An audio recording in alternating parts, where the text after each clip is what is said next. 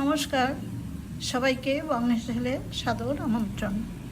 আজ আমি পটলের কোপ্তা কারি রান্না করেছি। এই কারি খুবই সুস্বাদু এবং স্বাস্থ্যকর, রান্নাও খুব একটা ঝামেলা হয় না। গরম ভাত, রুটি, লুচি, পরোটা সব কিছুর সাথেই ভালো লাগে।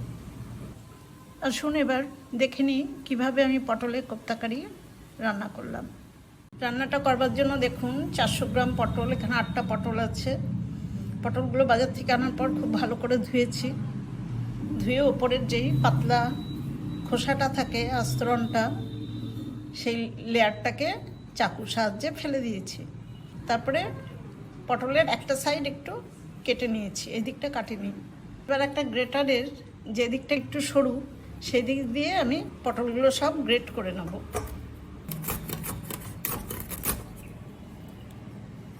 এরকম হবে, এরকম করে আমি পুরো পটলটাই গ্রেট করে নেব। সব কটা পটল আমি গ্রেট করে নিয়েছি। এই একটা পটল খুব পাকা ছিল, পটলগুলোর বীজগুলো খুব মোটা হয়ে গেছে, সেগুলো দেখুন এইভাবে বাদ দিয়ে দিয়েছি। এবার এই গ্রেট করা পটলে আমি 1/2 চামচ লবণ দিলাম। এই লবণটা ভালো করে পটলের মধ্যে মাখিয়ে রাখবো। লবণটা মাখিয়ে নিয়েছি। এইভাবে আমি লবণ মাখানো গ্রেট করা পটলগুলো 5 মিনিট রেস্টে রাখবো। লবণ মাখানো অবস্থায় দেখুন 5 মিনিট রাখাতে পটলটার থেকে প্রচুর জল বেরিয়েছে। আমি এইভাবে জলগুলো চিপে চিপে বার করে দিয়ে অন্য একটা পাত্রে তুলে নিচ্ছি। পটল থেকে দেখুন এতটা জল বেরিয়েছে। এবার এই গ্রেট করা পটলটাতে আমি 100 গ্রাম মটর ডাল ভিজিয়ে সেটা আমি মিক্সিতে পেস্ট করে নিয়েছি। এই ডাল বাটাটা আমি এই পটলের সাথে ভালো করে মিশিয়ে নেব। এর মধ্যে আমি 1/2 চামচ গুঁড়ো লঙ্কা আর 1/4 চামচ গুঁড়ো হলুদ দিলাম। 1/4 চামচ লবণ, পটলে লবণ আছে, শুধু ডালের পরিমাণেই লবণটা দিলাম। এবার এগুলো সব ডাল বাটার সাথে ভালো করে মাখিয়ে নেব। ডাল বাটার সাথে আমি পটল কোড়াটা ভালো করে মাখিয়ে নিয়েছি। এবার এগুলো কোপ্তার আকারে আমি ভাজবো। সেজন্য দেখুন এরকম শেপ দিয়ে নেব, নিয়ে তারপরে তেলে ভেজে নেব। এরকম করে বড়ার মতো করব। এবার পটলের কোপ্তাগুলো ভেজে নেব।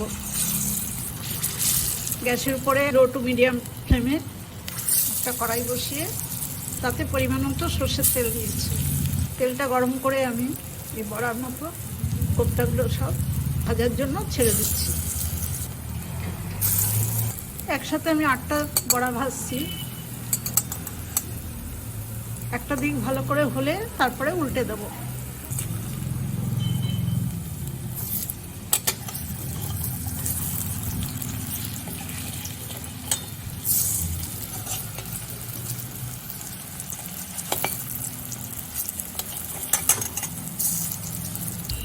সব কটা কোপ্তাই উল্টে দিয়েছি দেখুন। এবার দুটো দিকই লাল লাল করে ভাজা হয়ে গেছে। আমি এখন এই বড়াগুলো সব তুলে নেব। প্রথম ব্যাচের 8টা বড়া ভেজে নেওয়ার পরে আবার আমি 8টা দিয়েছি। এই বড়া কটাও আমি লাল লাল করে ভেজে তুলে নেব। এই পটলের বড়াগুলো কিন্তু স্ন্যাক্স হিসাবে খুব ভালো লাগে খেতে। বড়াগুলো তুলে নেওয়ার পর আবার অল্প একটু সরষের তেল দিয়ে দিয়েছি 1 চামচ। এটা গরম হয়ে গেছে। এবার 1/4 চামচ গোটা জিরে দিলাম ফোড়নে। এবার মশলা দেব। গুঁড়ো হলুদ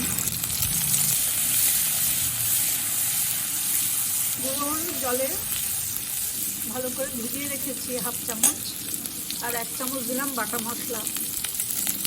মশলার বাটিটা ধুয়ে জল দিলাম। পরিমাণ মতো লবণ দিলাম, 1/2 চামচেরও কম লবণ দিলাম। চিনি দিলাম 1/2 চামচ। বাটা মশলার মধ্যে আমার 2টো শুকনো লঙ্কা, 1/2 ইঞ্চি পরিমাণ আদা আর 1/2 চামচ গোটা জিরে একসাথে করে বাটা ছিল। সমস্ত মশলা খুব ভালো করে ভেজে নিয়েছি।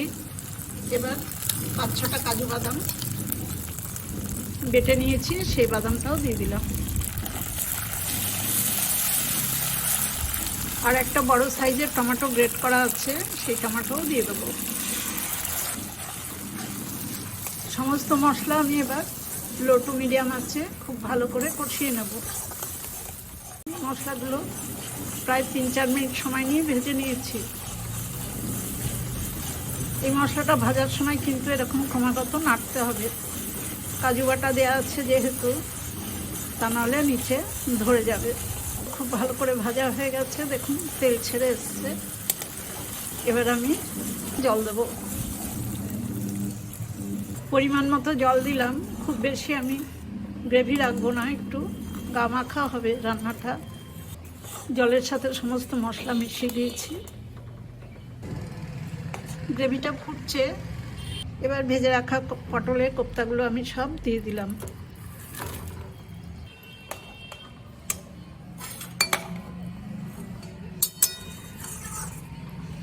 এবার আবার কিছুক্ষণ ফুটিয়ে নেব। আমি 3-4 মিনিট মতো ফুটিয়ে নিয়েছি। কোপ্তাগুলো সব ভালো ঝোল ঢুকে গেছে, রান্নাটা প্রায় হয়েই গেছে। এই সময় আমি দেখুন 1/2 চামচ গরম মশলা বাটা জলে গুলে একটু দিয়ে দিলাম।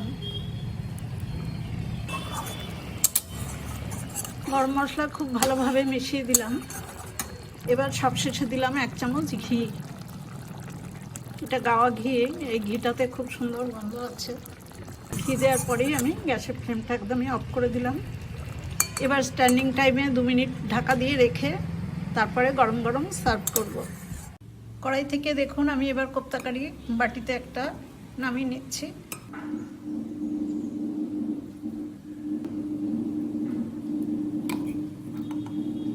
গরম ভাত, রুটি, লুচি, পরোটা সব কিছুর সাথেই এই কারিটা খাওয়া যাবে। আমার এই রান্নার রেসিপিটা দেখে আপনাদের যদি ভালো লাগে তাহলে আমার ছোট্ট চ্যানেলটা লাইক, শেয়ার, কমেন্টস এবং সাবস্ক্রাইব করার জন্য অনুরোধ রইল। আপনারা ভালো থাকবেন, সুস্থ থাকবেন। ধন্যবাদ।